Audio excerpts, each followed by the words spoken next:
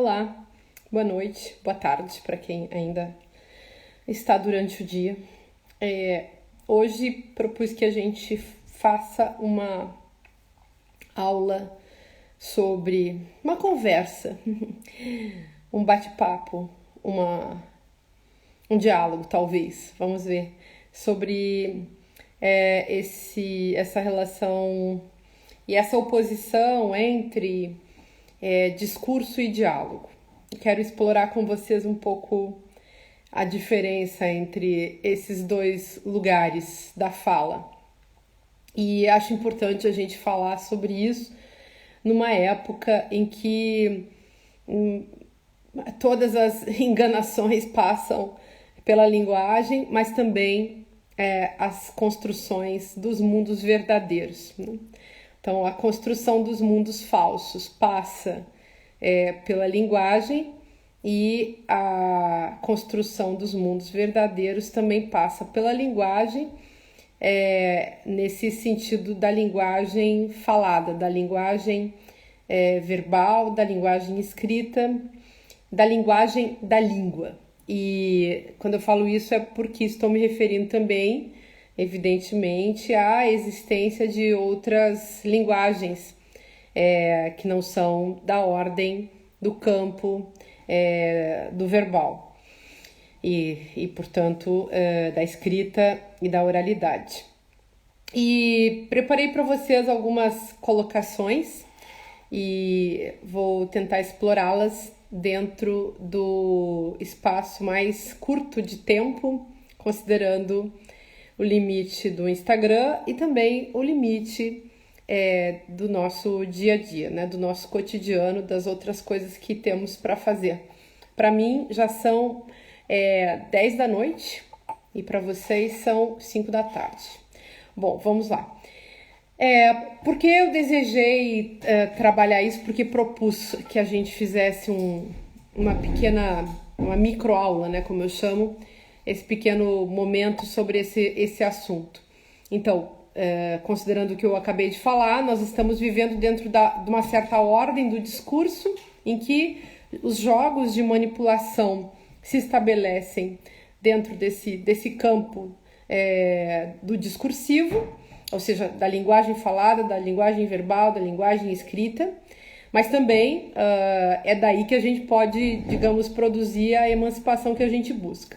E eu penso que nós podemos fazer essa análise fazendo uma diferença entre, então, diálogo e discurso, mas eu queria explorar com vocês essa diferença com um pouco mais de delicadeza e também trazendo a nossa vida cotidiana, os elementos do nosso dia a dia, aqueles elementos que a gente já conhece, aquilo que o Aristóteles chamava de eudoxa, né? Então a gente busca o que está dado no mundo, né? O que está aí na opinião corrente, e eu acho que nós podemos fazer isso, inclusive, com a nossa terminologia. O que eu quero dizer com isso? Que nós podemos pensar pensar reflexivamente, com cuidado e delicadeza conceitual, mas a partir das palavras, dos termos, das questões que são colocadas no nosso próprio dia a dia. E aí eu acho que nós podemos partir para fazer essa discussão, para entender qual a diferença entre diálogo e discurso e em que sentido essa compreensão pode nos ajudar a avançar na nossa reflexão. Nós podemos partir da diferença entre formas discursivas, que eu vou chamar aqui as formas discursivas do campo da escrita, então do campo da fala, as formas da linguagem falada, e vou classificar em bate-papo, entrevista, conversação, diálogo e discurso. Sem querer hierarquizar, mas por uma questão didática, eu vou colocar o bate-papo como um nível mais simples, mais elementar das formas da linguagem falada, né? Nas formas da verbalidade. Digamos que o bate-papo seria a instância mais simples, mais comum, mais simples, mais básica, digamos, o mero falar, né? O mero falar. Quando falar, claro, pressupondo que não é possível que a gente fale sem que exista um interlocutor. Inclusive, a articulação da nossa fala sempre se dá porque existe um outro em relação a quem a gente fala. Nós nunca falamos sozinhos. E se falamos sozinhos, nos perguntamos, ou alguém fica achando estranho, ou, enfim, surge algum problema, justamente porque a ordem da fala humana se instaura em função da alteridade.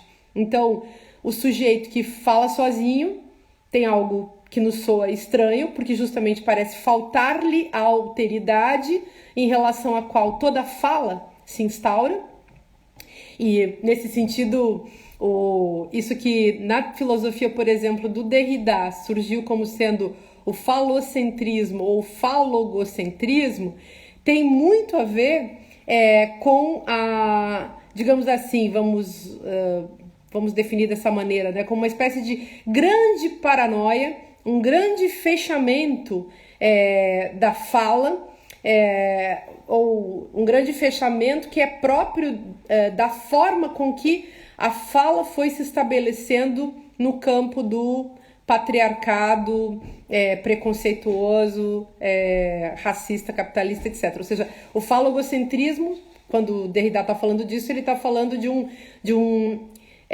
uma centralização do logos, mas esse logos é ao mesmo tempo fálico e esse logos é ao mesmo tempo administrado por uma cultura patriarcal.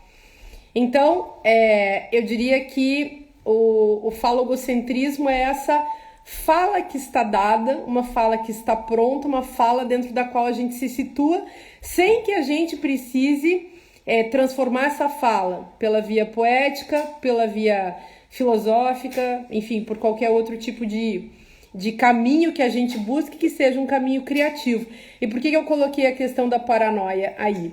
Porque nesse ponto a gente pode dizer já que o simples bate-papo, o papo que, ou digamos, aquela conversação que não tem absolutamente nenhum tipo de grande intencionalidade, que ela simplesmente repete aquilo que já estava dado, ela está desde sempre já fechada dentro dessa estrutura em que a fala está pronta e que é uma estrutura que nós podemos definir como sendo paranoica. Nesse sentido, podemos dizer que na estrutura do bate-papo não questionado, que já se encontra também o peso do discurso. Quer dizer, o discurso ele já é desde sempre, na sua própria definição, uma fala instaurada, uma fala pronta, a fala daquilo que eu chamei nos meus livros, enfim, de ventriloquacidade, que é uma espécie de poder da falação, de falar sem ter nada a dizer, e do qual nós podemos tranquilamente, ingenuamente participar, porque a gente participa mesmo, é ali naquele lugar onde tem um discurso pronto, um discurso instaurado, no topo da cadeia, enfim, da discursividade dominante, onde nós participamos na forma de bate-papo. Um bate-papo é uma fala simples, é uma fala sem grandes pretensões, que tem um lado, então, discursivo, fechado, pré-estabelecido, pronto e nesse sentido, paranoico. É claro, não vamos olhar para isso sem dialética, porque senão a gente vai jogar a criança fora junto com a água do banho. Então é claro que também nós podemos dizer que o bate-papo tem um outro lado, que é justamente pelo desinteresse, pela simplicidade, pelo fato de que é a fala disponível, que o bate-papo é a forma linguística mais democrática. Porque ali, digamos, no bate-papo, qualquer um pode participar. O que é um bate-papo? É a conversa que você tem no bar, a conversa que você tem na praia, a conversa que você tem na rua.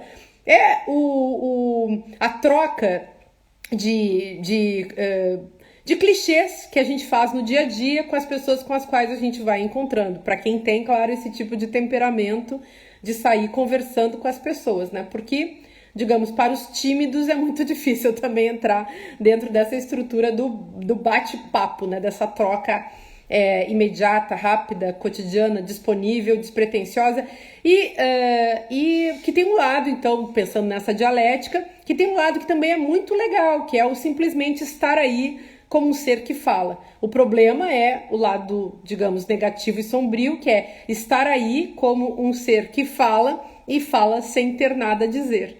Esse é um problema. Como nós somos seres que nos instauramos dentro da linguagem, que nascemos na linguagem, nos formamos na linguagem, que existimos culturalmente e politicamente, e inclusive eticamente e esteticamente, evidentemente, a partir dessa ordem da linguagem, é importante que nós tenhamos noção disso, né? Então, digamos que a gente pode evoluir desse mero falar, o mero falar sem pretensões, na sua dialética, para uma outra forma um pouco mais sofisticada, que a gente pode chamar de entrevista. Eu coloco a entrevista num nível um pouquinho acima do bate-papo, e eu não estou aqui falando da entrevista profissional, pura e simplesmente. Embora a gente possa também pensar nisso, né? Podemos também refletir mais tarde sobre a pertinência da entrevista profissional, que os jornalistas aprendem a fazer na faculdade, na sua experiência profissional. Bom, mas o que seria uma entrevista? Uma entrevista é uma ação em que alguém pergunta e o outro responde. E na entrevista você pode ter as mais diversas intenções. Você pode ter a intenção de descobrir, você pode ter a intenção de abrir espaço para o seu interlocutor entrevistado, você pode ter a intenção de acuar o seu entrevistado, você pode tentar, enfim, com ética e sem ética, você pode tentar colocar o seu entrevistado na parede. Mas a gente também faz entrevistas, por isso que eu estou falando dessa formulação, a gente faz entrevistas no dia a dia. Muitas vezes nós não entramos num bate-papo com as pessoas, mas a gente fica, digamos, num nível assim, ou de curiosidade, ou numa busca bastante, vamos dizer assim, erística, né, de confronto. A gente fica fazendo perguntas para as pessoas para ver se elas se comprometem, para ver se elas falam a verdade, ou para ver se a gente realmente passa uma rasteira nelas, né? Então isso são coisas que as pessoas fazem no dia a dia. E eu colocaria aqui a entrevista como uma forma discursiva do cotidiano, que pode também virar uma forma profissional. Mas enfim. Depois a gente pode falar da conversação. A conversação é um nível mais avançado que o simples bate-papo, né? A simples tagarelice do cotidiano. Na conversação, digamos, a gente avança, não é mais só o mero bate-papo, não é o falar por falar, não é também a entrevista, em que a gente quer simplesmente confrontar o outro.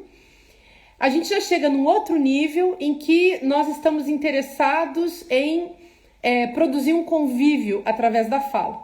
Então, é claro que nós usamos protocolos de etiqueta. Então, perguntar, a gente aprende, quando está aprendendo uma outra língua, você aprende, né, a perguntar como vai, a perguntar de onde você veio, qual é o seu trabalho, quais são os seus interesses, e vai se trocando. Você também é perguntado nesse nível, um pouco você fala de você, um pouco você fala do outro, e ali se estabelece uma conversação. Homens conversam entre eles, mulheres conversam entre elas, pessoas das mesmas sexualidades, dos mesmos gêneros, das mesmas classes, das mesmas raças, conversam, estabelecem conversações, porque as conversações também dependem, evidentemente, de contextos e dependem de interesses que estão em jogo. Eu vou falar um pouco mais sobre isso de um jeito mais organizado daqui a pouco. Mas enfim, então só pra gente saber que quando a gente entra numa conversação, a conversação ainda tem um nível protocolar e um nível informacional, um nível em que, digamos, nós não estamos tão preocupados em aprofundar certas ideias, até porque não tem tempo. Então, a conversação pode ser num almoço, num jantar, pode ser num ônibus, pode ser no metrô, pode ser no avião. É uma troca que assume uma forma generosa, elegante, mas cuidadosa ao mesmo tempo. Não há um aprofundamento das questões, mesmo as que são levantadas numa conversação, elas ficam sempre para depois. Quando vocês estiverem conversando com alguém, percebam se isso não acontece. Essas conversas de internet, as conversas ali no Messenger, a conversa... Bom, o WhatsApp não dá nem para falar, né? Porque o WhatsApp não pertence nem ao bate-papo, nem à entrevista, nem à conversação. Ele tá na ordem ainda do grunhido, né? Tô brincando, tá, gente? Mas, digamos, nas redes sociais é muito difícil chegar no nível de conversação. De um modo geral, a gente fica nos níveis anteriores, né? E quando eu falei que fica na ordem do grunhido é porque realmente tem protocolos bastante curiosos, né, nas trocas que você faz pelo WhatsApp, que depois a gente pode conversar um pouco melhor. Bom, mas então, tudo isso, bate-papo, entrevista, conversação, tudo isso faz parte da ordem do discurso. E todos eles fazem parte de uma estrutura com parâmetros pré-estabelecidos, com protocolos. E à medida que a gente vai avançando, em que a gente sai do bate-papo, passa para a entrevista e vai para a conversação, esses protocolos eles vão sendo cada vez mais refinados até um ponto em que eles de fato desaparecem. Mas em vez da gente voltar para o grunhido, voltar para o pré-linguístico, se a gente avança, o que a gente encontra justamente é um apagamento das convenções que permite que a gente aprofunde a nossa reflexão. Então, esse aprofundamento da reflexão, pelo apagamento das convenções, ou pelo refinamento, pela transformação dessas convenções numa estrutura tão transparente, que chega a ficar fina e desaparece, que a gente consegue aprofundar a reflexão. E daí, na ordem da conversa, né, a gente fica com a sensação de que as coisas são tão abstratas, como, por exemplo, numa aula de filosofia. Por quê? Porque aqueles protocolos, aqueles clichês densos que a gente tinha, que a gente carregava da vida, do cotidiano, dos horizontes aí de compreensão com os quais a gente lida, das nossas formações, da nossa educação, tudo isso que a gente traz, tudo isso vai ficando cada vez mais fino, mais filigranado, mais apagado, vira um véu apenas, e a gente consegue então entrar na reflexão. E esse apagamento, digamos assim, do elemento mais retórico, né, dessa corporeidade da linguagem muito densa que vem do cotidiano, corporeidade com escombros, com sujeira, com ruído, com tudo isso a gente vai tirando da cena e a gente vai conseguindo chegar no nível reflexivo da linguagem, que é esse nível, então, como acabei de colocar, em que tudo parece mais abstrato, em que tudo parece muito, digamos, na ordem das ideias, né? E por quê? Porque a linguagem foi cada vez mais refinada. Mas aqui um ponto importante que eu queria falar para vocês. Então, a gente, quando consegue compreender o funcionamento da ordem do discurso, dessa discursividade pré-estabelecida na vida cotidiana, quando a gente... Isso aí depois vou falar um pouco mais também sobre a questão do poder que está envolvida com isso, que aí é a conversa do Foucault. Quando a gente compreende isso e ultrapassa isso, é que a gente consegue chegar no diálogo. Então, um diálogo não é uma coisa que acontece num bate-papo. Não é algo que aconteça numa entrevista, nem numa conversação. Pode ser que uma conversação encontre níveis mais profundos de fato e atinja instâncias reflexivas e que lá naquele momento da conversação, então a gente encontre pontos dialógicos, ou seja, momentos em que vamos dizer assim, os interlocutores lançados na sua própria solidão conseguem produzir um tipo determinado de encontro. E o encontro que é o ponto raro também do acontecimento linguístico. Por que ele é raro? Porque a gente, em geral, conversa, bate papo, troca umas ideias com as pessoas, mas isso não quer dizer que a gente tenha conseguido encontrar num nível mais profundo com essas pessoas. Bom, não quer dizer que a gente tenha, então, sido tocado pelo que elas dizem. Às vezes isso acontece, mas no diálogo, digamos que sempre acontece, a gente entra nisso, a chave de entrada para um diálogo sempre é isso. E aí eu vou tentar explicar quando é que isso pode nos acontecer, o caso raro da gente poder dialogar com alguém. Bom, aqui, ponto importante. Aliás, deixa eu falar uma coisa para vocês. Alguns de vocês devem conhecer um livro que eu escrevi, publicado em 2015, chamado Como Conversar com um Fascista. Nesse livro, eu insisto muito na construção de uma cultura do diálogo, e o livro tem um título que é um título meio irônico, Como Conversar com um Fascista. Não é uma pergunta, é uma questão que se coloca em aberto para que as pessoas se envolvam com essa questão, para que elas se espelhem, para que elas vejam que esse é um problema que está dado e que elas têm que tentar resolver, se é que isso pode ser resolvido.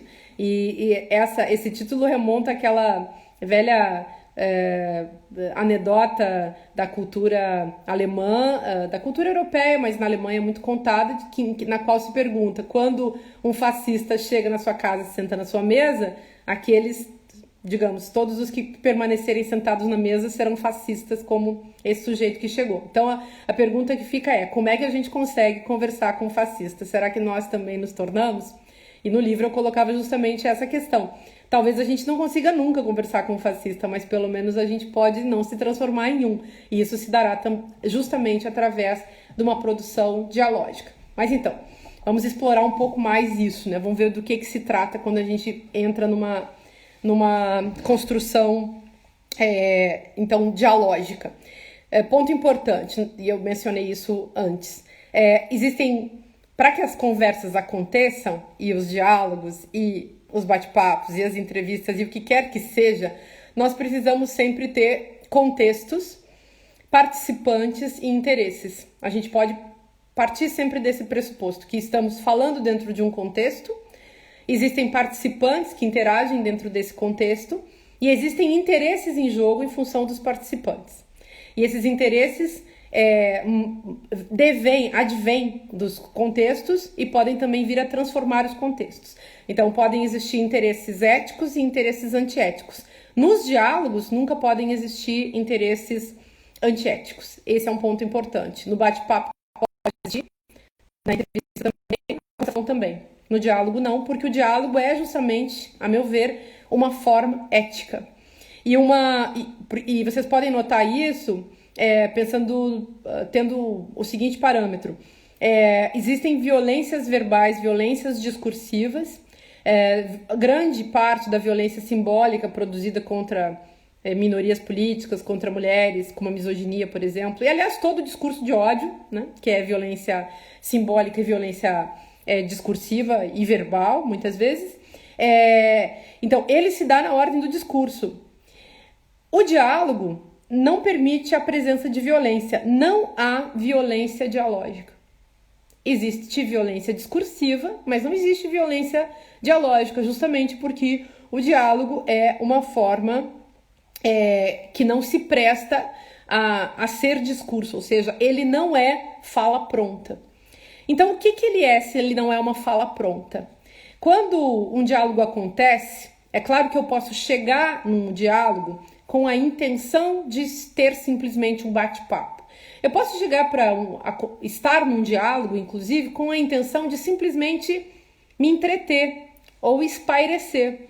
Mas é um fato que o diálogo ele só vai acontecer quando existe uma presença de duas pessoas, essas duas, ou de mais pessoas, ou de mais perspectivas, não necessariamente de duas pessoas, porque eu vou falar um pouco sobre isso daqui a pouco também, mas se vocês pensarem bem em Platão, por exemplo, ele diz que a filosofia é o diálogo da alma com ela mesma.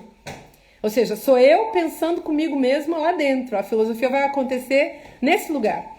Só que ela acontece também fora da unidade do sujeito ou do indivíduo. Ela acontece também, esse diálogo, essa filosofia acontece na obra do Platão, no momento em que dois personagens se encontram e esses personagens desenvolvem uma troca em busca de alguma coisa que é o conhecimento. Então, a ordem do discurso, ela é uma ordem que busca a informação e não o conhecimento. Por isso que eu posso trocar ideias numa conversação, num bate-papo, até numa entrevista, mas eu não alcanço o conhecimento por essa via. Se eu começar a alcançar o conhecimento por essa via, o conhecimento é um procedimento mental que depende das minhas faculdades mentais, depende necessariamente da minha abertura ao outro, mas não ao outro só pessoa concreta e física, embora seja fundamental, uma abertura, porque se trata de uma abertura que eu tenho em relação ao outro como aquilo que se apresenta para o meu conhecimento. Então, é uma abertura sempre ética, claro, ao outro, pessoa física, ou ao outro, enfim, como alteridade, ou até mesmo uma alteridade radical, mas também abertura ao outro, nesse sentido do outro do conhecimento, daquilo que eu gostaria de saber, ou daquilo que me toca saber, ou daquilo que me sensibiliza, ou daquilo que expande meu mundo, né? Então, aqui nesse caso, gostaria de colocar que o diálogo é alguma coisa que nos acontece que permite uma expansão do nosso pensamento e uma expansão do nosso conhecimento, mas que depende também do nosso desejo de expandirmos, nesse caso, então esse conhecimento, esse pensamento, e nesse sentido expandirmos a nossa subjetividade. E por isso um diálogo, diferente dos discursos, não busca enganar. Ele não aconteceria. Se eu fico conversando com vocês para enganar vocês, o diálogo já não aconteceu. O diálogo só acontecerá no momento em que alguma coisa acontecer comigo em função de eu ter ouvido ou falado com alguém. Também não se trata simplesmente de posturas técnicas de escuta, mas de posturas sinceras e abertas de escuta e de posturas de fala também abertas. Então não é só falar e não é só escutar, mas é alguma coisa que acontece nesse processo de subjetivação que se dá por meio da linguagem. E aí, parem para pensar. Bate-papo, entrevista, conversação, tudo que é da ordem do discurso, ou mesmo o discurso pronto do político, do religioso, não importa, do professor, não interessa. O discurso pronto, ele vai procurar persuasão, ele vai procurar convencimento, ele vai procurar consenso, acordo. No caso do diálogo, não se procura isso. No caso de um diálogo, se procura um processo de subjetivação pela qual aquele que entra em diálogo se abre para a alteridade. É claro que essa é digamos, a fonte, a origem, tem que estar dada já no sujeito. Então, por isso que é importante a gente ajudar as crianças a compreenderem o que é um diálogo desde pequenas. É importante que as pessoas entrem em processos dialógicos, que isso seja um aprendizado da vida. É aprender a dialogar com os outros, consigo mesmo e com o mundo no qual se está. Isso é absolutamente fundamental. Aliás, um ponto que eu queria também mencionar aqui, que eu acho que facilita, é o seguinte. A gente pode passar a vida batendo papo ou conversando com pessoas. A gente pode também passar a vida dentro de uma casa, convivendo com pessoas com as quais a gente nunca dialogou, né? A gente pode dialogar com livros de autores com os quais a gente nunca esteve. A gente pode dialogar com livros que foram publicados no passado, cujos autores já morreram. A gente pode dialogar com pessoas que a gente nunca viu.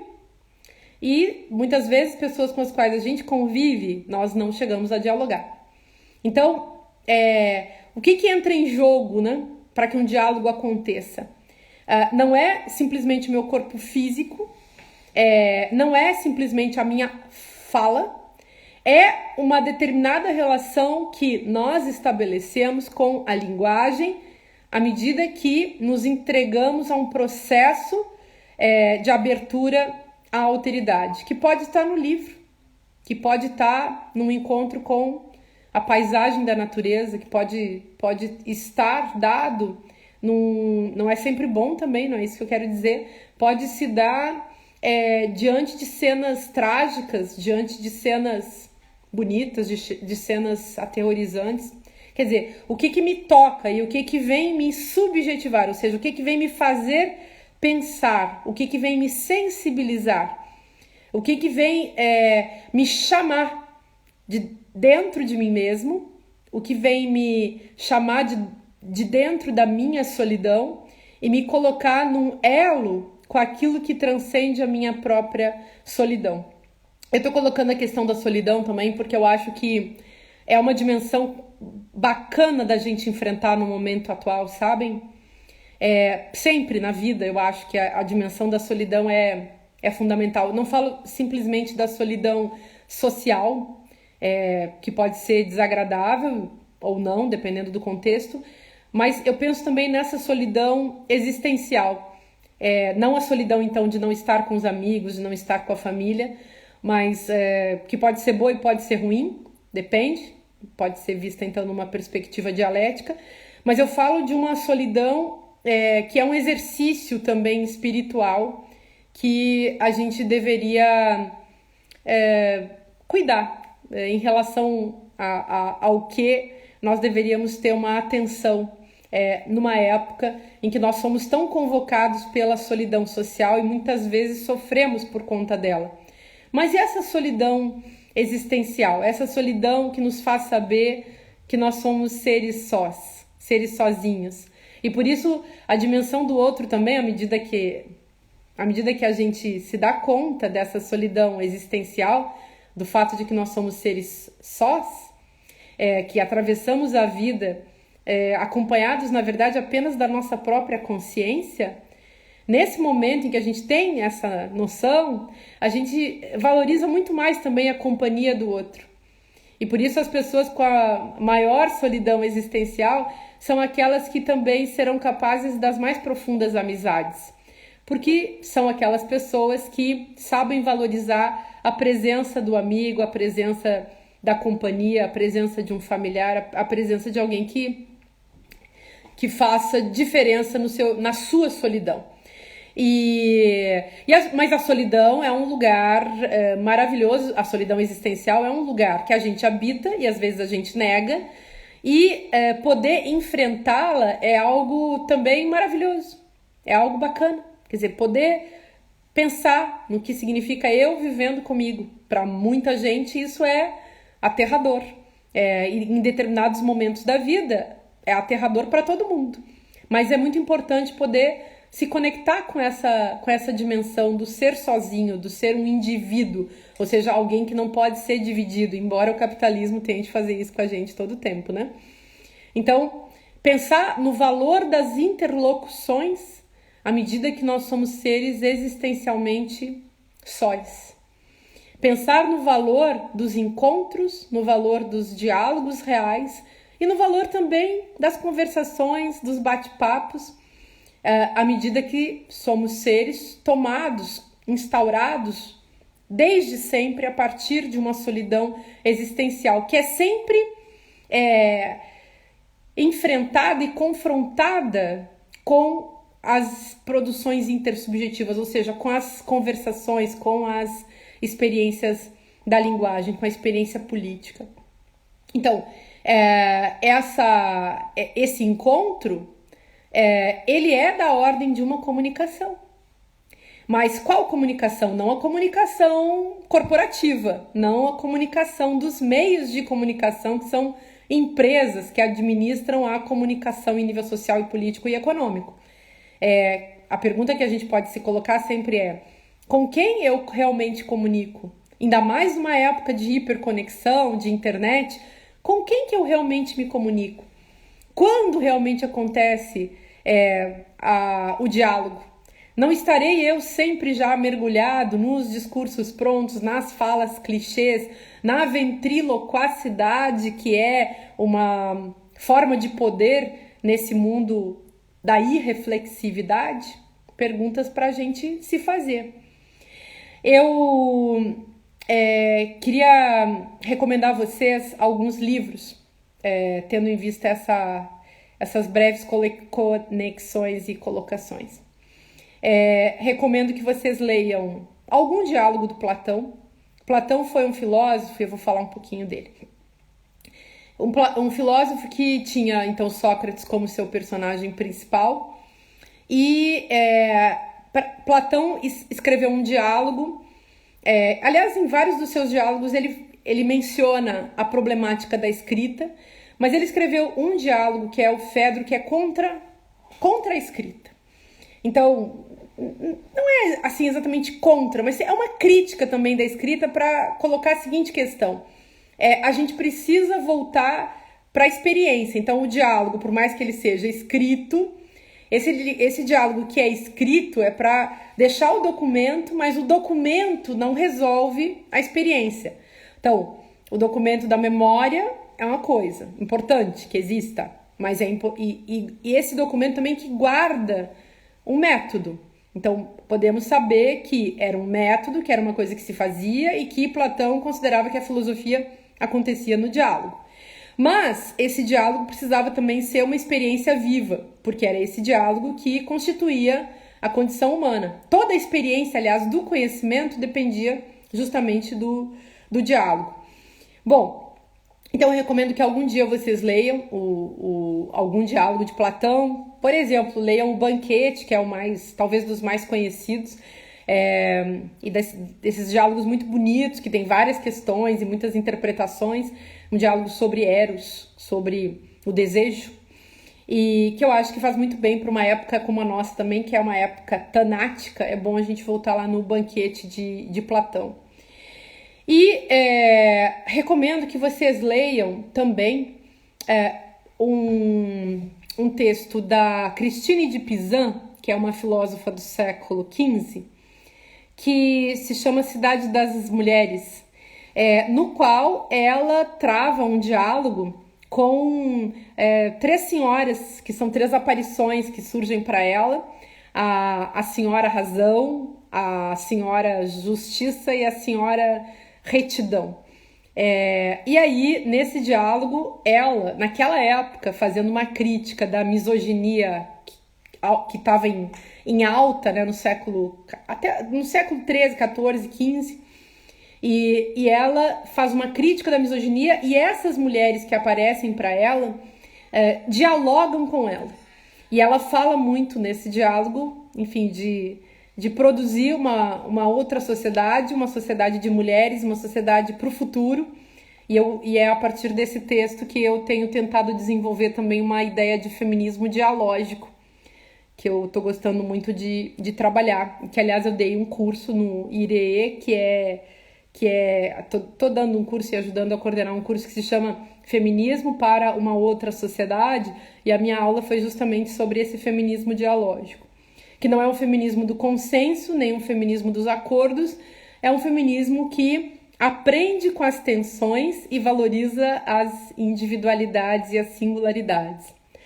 Bom, além desses livros, eu recomendaria que vocês lessem um pequeno texto do Walter Benjamin, que está num livro da juventude dele, que chama Metafísica da Juventude.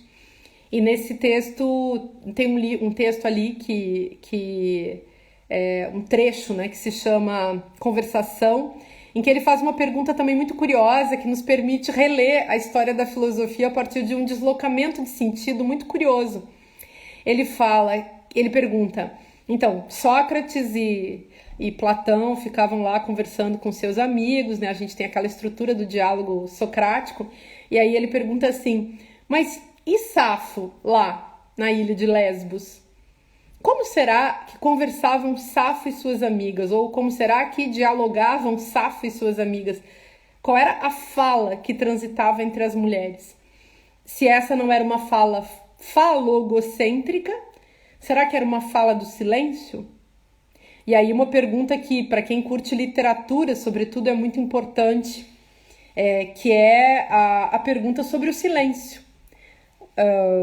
A literatura, aliás, a história das mulheres é a história de um silêncio, a história dos negros é a história de um silêncio, a história das minorias políticas é a história do silêncio. A história do silêncio é o contrário da história falogocêntrica do patriarcado capitalista branco. Mas existe ao mesmo tempo uma outra dimensão, porque o silêncio é dialético. Então, vocês vão ler Clarice Lispector, Guimarães Rosa, quanto silêncio.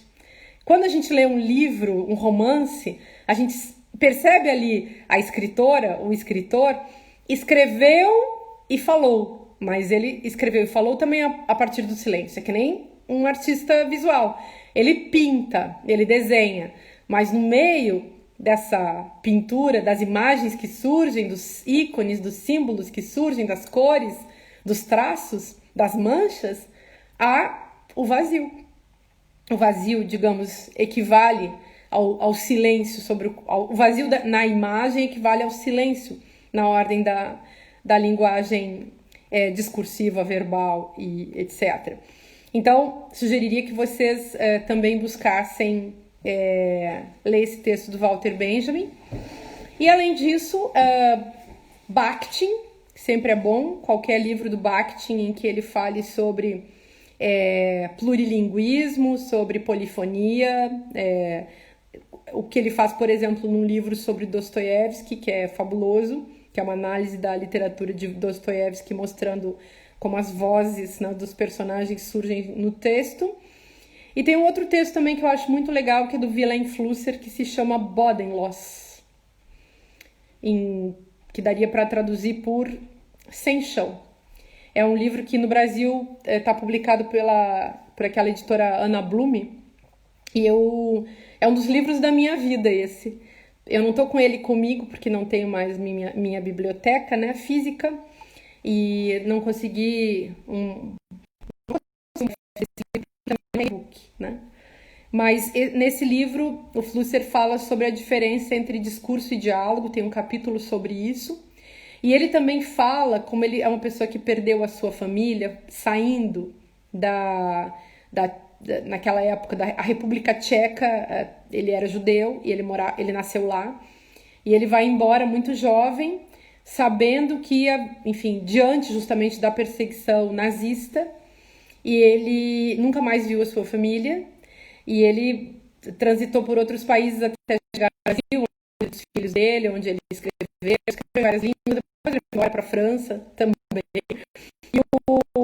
Mas esse livro ele fala muito dos amigos. E ele conta a história dos seus amigos e do modo como ele dialogava com vários amigos que eram brasileiros e que também eram estrangeiros, as mais diversas figuras.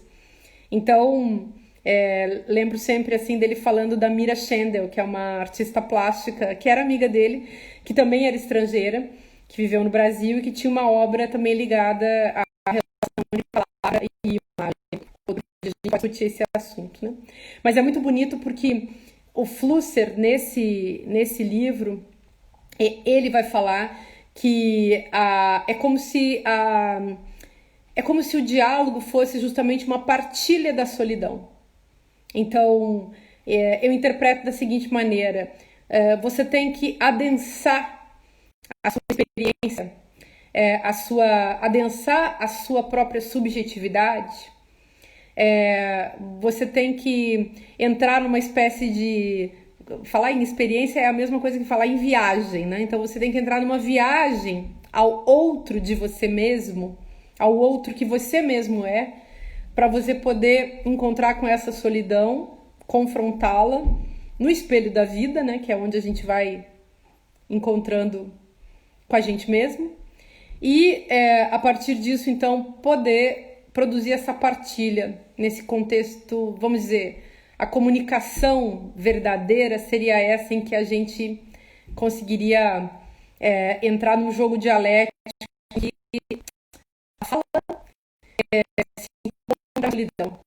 E nesse caso me parece que a gente está diante de uma produção com força poética, né? Com força ético-poética, inclusive, porque é a partir disso também que a gente vai se forjando como ser humano.